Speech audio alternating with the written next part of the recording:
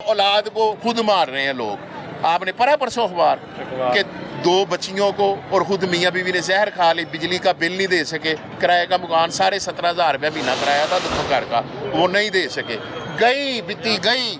वो जब किसी ने ऑन करे ये ले, वो बड़े फख्र से कहते थे हमने मुल्क से अंधेरे मका दिए, अंधेरे नहीं उन्होंने मुकाए, उन्होंने ये देखे कारोबार ख़त्म कर दिए।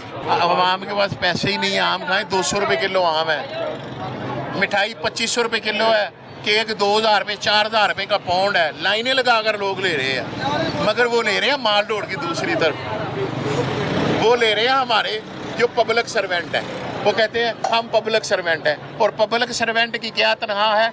20 लाख 10 लाख 30 लाख, कोठी फ्री, बिजली फ्री, घर फ्री, पेट्रोल फ्री, गाड़ी फ्री। और जिनके सर्वेंट हैं वो ये हैं, भूखे मर रहे हैं। जो पब्लिक सर्वेंट हैं वो याशियाँ कर रहे हैं, और जो पब्लिक है भूखी मर रही है। और ये भी ये कि वो हमारे वज़ीर आज़म साहब कहते थे मैं खादम अल्लाह हूँ, खादम भी यार अल्लाह है।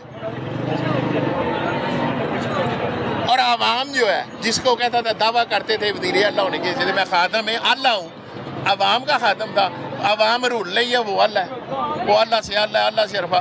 मेरे वज़ीर आज़म ने जो कहा था मैं कपड़े बेच दूंगा, अच्छा वो हमारे कपड़े बेच रहा है उतार के, और बगैर कफन के लाशें जा रही हैं गरीबों की,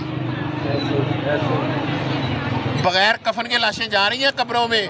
ये तो हाईलाइट हो गया मीडिया की वजह से, और पता नहीं कितने हैं जो बगैर कफन के जा रहे हैं। ये सारा अजाब हुक्मरानों पे आना है। अल्लाह ने इनकी रस्सी दराज की हुई है।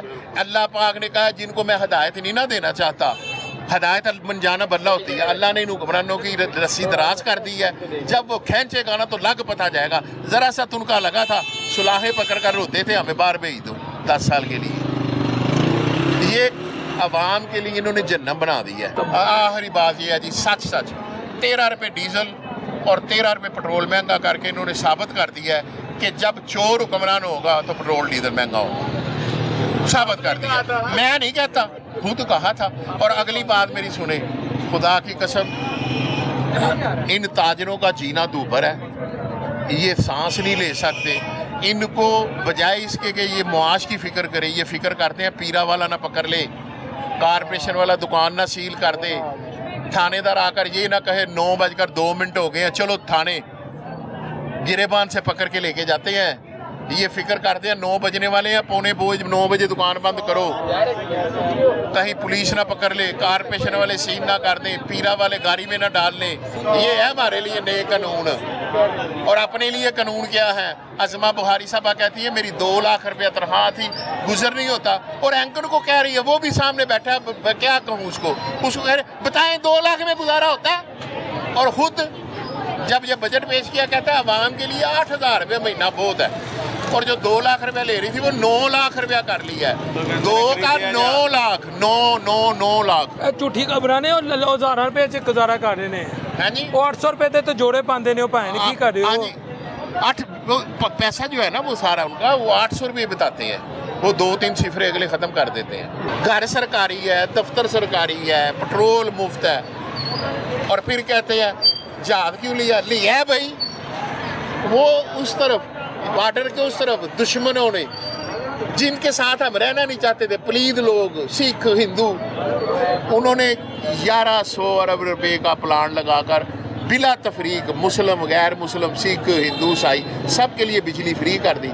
और इधर हम मुसलमानों पर जिन्होंने हमने कहा जी पाकिस्तान बनाएंगे, पाकिस्तान का मतलब है ला इलाहा इल्लल्लाह मुहम्मद रसूलुल्लाह, वो जो हुक्मरान है वो 1300 अरब का जहाज लेकर तो वो पिकनिक मना रहे हैं, और लाहौर की सैर करते हैं 6-6 घंटे ऊपर फ्लाइट करके। रिकॉर्ड है, मैं तो नहीं कह रहा ना। और पेट्रोल महंगा क्यों ना होगा? ये हुक्मरानों की याशियाँ लल्ले तलल्ले नहीं खत्म होते। हुकूमत मिल गई, इन्होंने सानू किसी घुट के छितर मार के टैक्स ला के मार दिता। और टैक्सा नाल नहीं मरे पीरा लाए, पीरा नाल नहीं मरे तो लाए कारपोरेशन वाले लाए, पुलिस लाए, एक नवा कानून बनाते पे सन।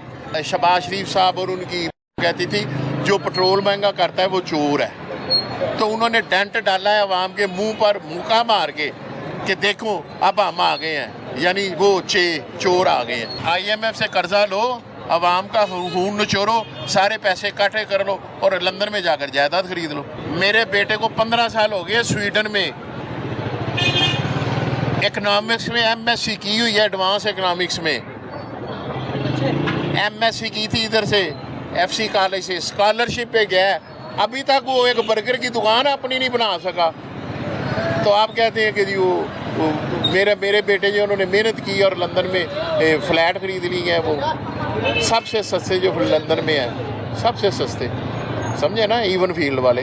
وہ کدھر ساڈے صوبائی اسمبلی دا جرا احمد خان ہے نا، شاید وہ بھی اور آزادی چاہتا سی، انہیں قانون روک لیا، نہیں تو قانون تو بنا دیتا سی انگریزاں والا کہ چھتر بھی مارو، گنڈے بھی کھواؤ، جو کہ بہتا گل کرے کالا پانی بھیج دیو، جی اس تو اگلی گل کرے سزائے موت دے دیو۔